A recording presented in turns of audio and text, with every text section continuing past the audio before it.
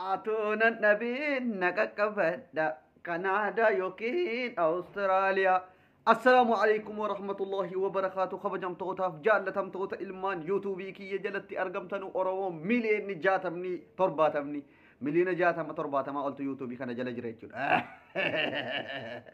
أما جباداتي هاساتي ساتي دكتورة كيسا لبو أولشا وين لا راسل لا تفانو وين كندا وين أستراليا تي كونينو تسكيساك أمنا جنو انتلي نوتي قمنا جنو نغتي غدان تجرتي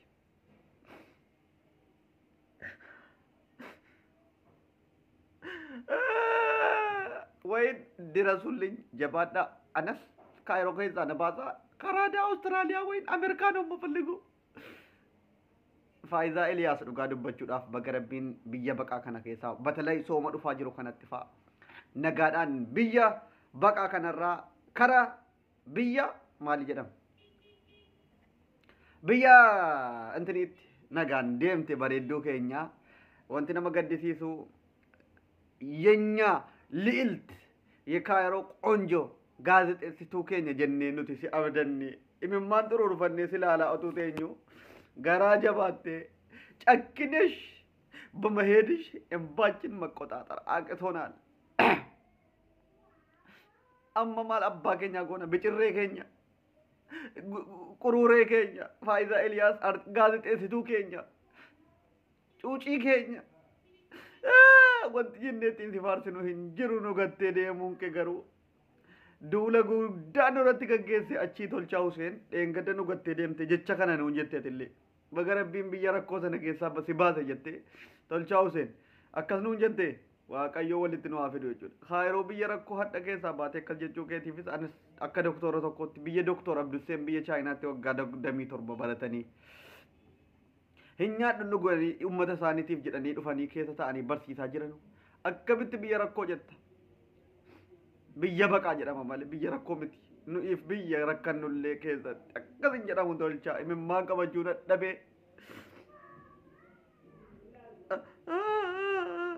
اما هاسا ديفتني روموكي مالتو كونسي داما انا ربي يو جدي انس يرو ديوت نغاغيتو ان شاء الله نغاغيتو يرو ديوت تبدسه كينيا نغان كندا استراليا امريكا تلونيالاچو منفسي نغرونيال ይሄም መንፈስ ደግሞ ወደርኩት መንፈሲ ወራ ማናማ ነመጭንቀሉ ነመሶዳጅሳን ኦፍራ ወራኔ ፊጤራ መንፈሲ ኢሰሞ ካናዳ አውስትራሊያ አሜሪካን አንጀራሩ ካና ኦፍት ቀበይተን ወገደ እንጀር በጣም ደስ ይለኛል አሜሪካ በጣም ወዳለሁ አሜሪካ የት ይሸመራን ተቆጣ አሜሪካ አሜሪካዬ ካናዳ አውስትራሊያዬ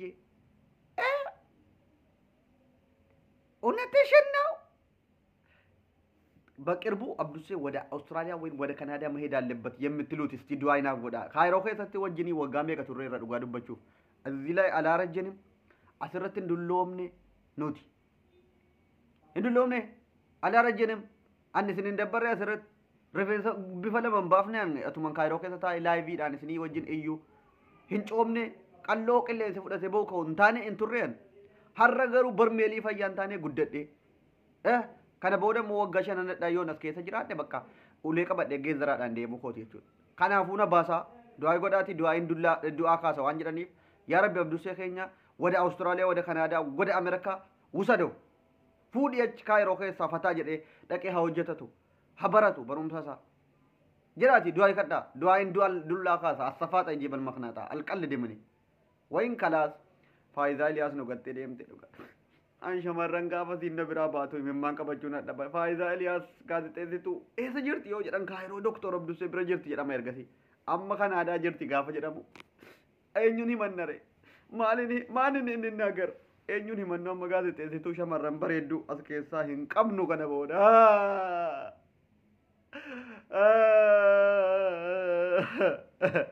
inkolfina kominti jalatti sin argaan jira akkas inkolfaatan alti saaqo atti kolfu mindinno mi kolfisiisachu doktor Abduseen boon nama kolfisiisa ikolfisiisan ይሄ ምን አባቱ ነው የሚኮልፍሲይዘው አይኮልፍሲይዝም ነው ጋረቢ ምንም አይኮልፍሲይዝም እኔን ምንም የኮልፍሲይዘኝ ነገር የለም ወደ ካናዳ ወደ አውስትራሊያ ወደ አሜሪካ ውሰዱኝ በቃ ሊውሰዱኝ ምንድነው የሚባለው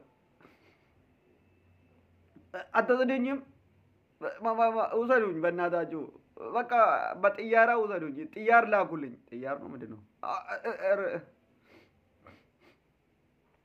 ካይሮ ጌታ ወጋ ሸኒፍ ጀሜ ቀፋን ጅራ ማ ወጋ ጃ ደሙዳ አውዙ ቢል ላነቱላህ አለይከ ብያ ነማ ቀብዴ ነመን ገዲህ ወጋ ጃ ፈየ ማልክ አባረምቱን ሂ እንዴት እኔ 6 ዓመት እዚህ አቱና ረቢን ጋፈ እንትኒን ጀዳ አውስትራሊያ ካናዳ ጅራ ዳዳኒ አስንጅራ ወጋ ጃ እኔ እዚህ ነኝ።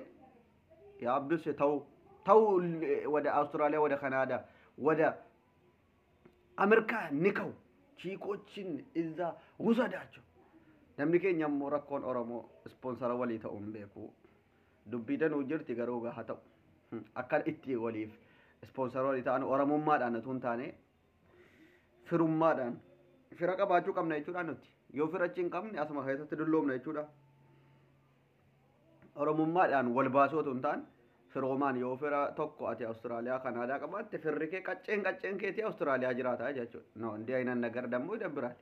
Fira ofii baasuun illee uma gaariidha garuu yoo Oromummaadhaafis waan gaarii oollatte boriif si fayyada. Oromummaattis hirkadhaa ispoonsara namaa ta'uu bara. Nama tokko baasaa shamarran fa'a kan singil maamiin jechuudha. Wada maagbaat minaamin saayoon ispoonsara hununnaa nama tokko Oromoo fayyadde yoo ta'e gaarummaan ofumaa fi waan ta'eef dirqama si fuuchuudhaaf yookiin walitti hirmuudhaaf utuu hin taane akka Oromummaatti ispoonsara ta'iitii baasii siin jedhe. Dhugaan siin hima. Akkasi Oromoon akkasitti biyya guddattetti wal waamee barumsaan jabaatee ekonomiidhaan akka jabaatuuf biyya akkasitti wal waamuu qaba. Doktor kun nama sammuun isaanii otuu hiikamee nama 7 hiramuu danda'udha. Sammuu jabaa baadhatanii biyyattii kana keessatti akka hin taane ta'aa jiru. Biyya guddatti dhaqanii otuu barumsa isaanii itti fufaniiru ta'ee maal akka ta'uuf deemtu Itoophiyaan nama jabaa akkamii akka qabdu Oromoon immoo nama jabaa akkamii akka qabdu isinitti himuun hin danda'amu doktora kana jechuudha.